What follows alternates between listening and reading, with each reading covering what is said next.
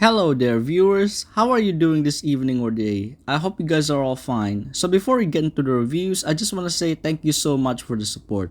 No, I'm not quitting my YouTube channel, what would I do without it? I'm just saying that college is getting closer for me and unfortunately that means less videos in the future. But no worries, I'll try my best to upload topical videos at least monthly or every 2 months. Let's just hope I can manage everything well. Now that's gotten out of the way, let's get into the reviews to conclude the first half of what has been a really wild ride of a season so far. Here we go.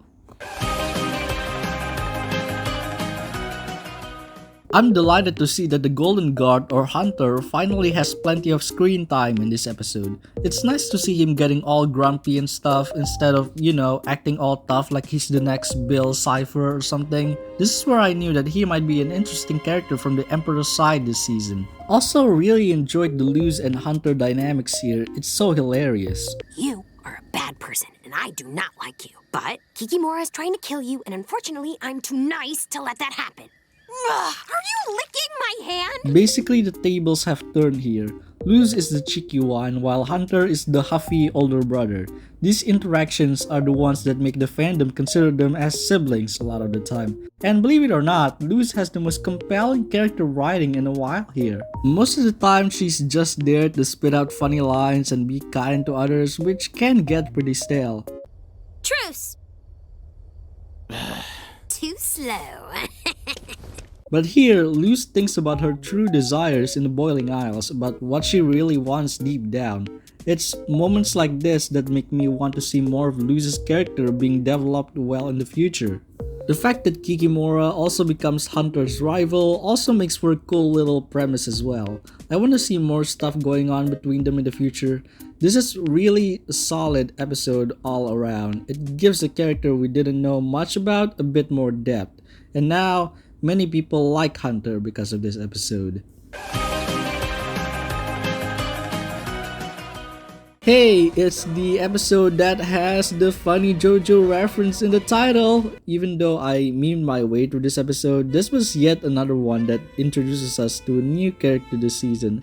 Not just an ordinary character, but a non-binary one. Their name is Rain Whispers and they held some kind of a small group that rebelled against Bellows because of this Day of Unity thingy. They're a pretty cool addition with the violin as a weapon and their background is also intriguing with them being like flirty with Ida. The soundtrack, since it's titled Requiem, is certainly gonna slap and Rain and Ida's dynamic is nice as well. Also, Ida actually caring about King and Luz and wondering what she will do when they're gone is just so heartwarming and a good progression on how she used to treat them back then, especially Luz. I do think the B-plot is kind of unnecessary and they just didn't care about the race prize afterwards anyways. But that moment where King declared himself as the part of the Clawthorn family really is something special. That is maybe the most emotional scene in the show for me since understanding Willow. It almost brought a tear from my eyes. I wish more scenes focusing on the original show's trio can be this good, but I'm happy for what it is. And yeah, this adds to the tally of enjoyable Owl House episodes this season. The streak that they were on so far was impressive. Unfortunately, I think things go a bit awry the very next episode. Get yourselves ready for a hot take, ladies and gentlemen.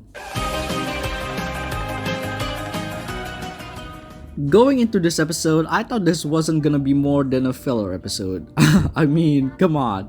It has Hooty in the title. He serves as a comic relief like all the time. But God, I've never been this wrong in my entire life. This is hands down the wildest episode in the entire series.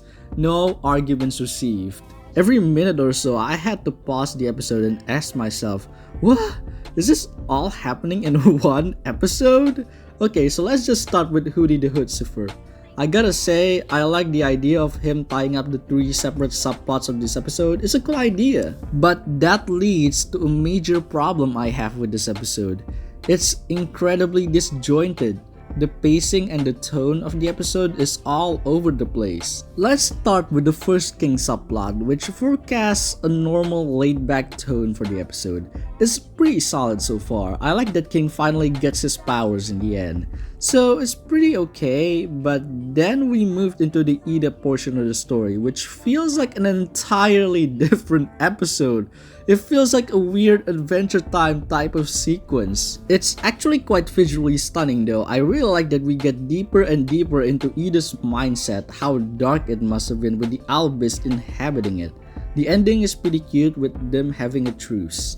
And then we move into the Lumity plot, which I did not expect to see this much Lumity in this episode at all.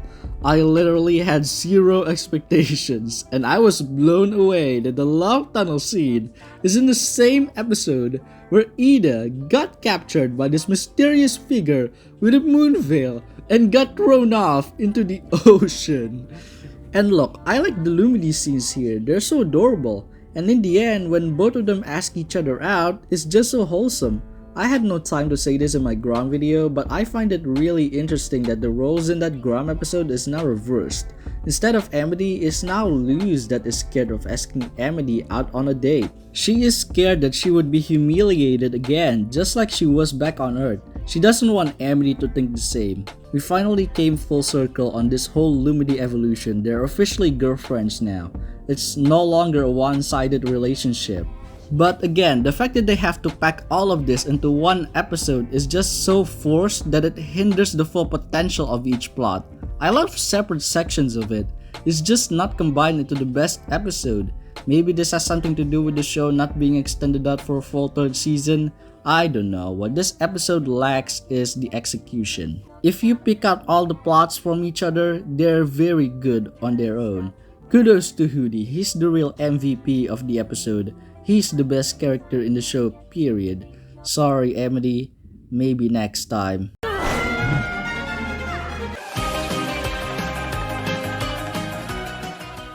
Unlike the previous episode, this was the more anticipated one. This is probably the first time that we see an episode exploring Amity without Luz on her side, well, at least not directly. Also, Hunter returns here, that's a good thing. As a result, both of them shared their own thoughts about the special people who they want to make proud of the most. Hunter wants to make Bellows proud, while Amity wants to make Luz proud, as an awesome girlfriend. I said that because she literally said it like multiple times as if it weren't obvious enough. And today, I'll show Luce that I am an awesome girlfriend. As Luce's girlfriend, I get it, Boots. I'm an awesome girlfriend. What's that? I can't hear you. It makes us slightly interested in them, how Amity and Hunter are like the opposite sides of the same coin. You and I are not so different. The fight scene at the end is great. I mean, you can trust the show to make quality fight scenes at this point. The Katara homage is also a cute touch considering the voice actor of Amity used to voice her. Also, while keeping up the Avatar reference, Luz must have drunk a gallon of cactus juice before this episode. And yeah, this is yet another quality episode and a significant step up from the previous one. Let's see if they stick the landing on the mid-season finale, shall we? Wow, Yesterday's Lie is one of my favorite Owl House episodes ever. This is a really unique episode because it allows us to watch two characters that we haven't seen before or we haven't gotten enough screen time of. First off, they did a great job of making Camila a compelling character. This episode introduces us to how she acts as Luz's mom. She's revealed to be a really caring person and just wants the best for her daughter, even though Luz wasn't completely happy with the whole summer camp at first. The other character is basically Amethyst from Steven Universe. She was under a threat from Bellows that wanted to capture their kind. And Camilla doesn't even care if she's been living with a strange creature for months now. She wants to make her fulfilled after years of hiding. She is that pure-hearted. And I like that this episode explores the new setting of the town that Luz lives on Earth. There are plenty of cool minor Earthlings which are pretty rare, some high schoolers who are surprisingly really chill with V, considering how hard it was for Luz to make friends on Earth, and this guy who is basically Ronaldo from Steven Universe. This dude is so comically pathetic that it's kinda sad. But I think the crown jewel of this episode is the ending. It just shows you how heartbroken Camilla is when she finds out that Luz prefers to live in another world. She's really worried of losing her. This is too intense for my little heart. That rain scene is just amazing. Overall, this is an excellent closer to the first half of season 2, and it makes the challenge and the motivation for Luz to rebuild the portal even stronger than ever. It also opens up more questions than answers.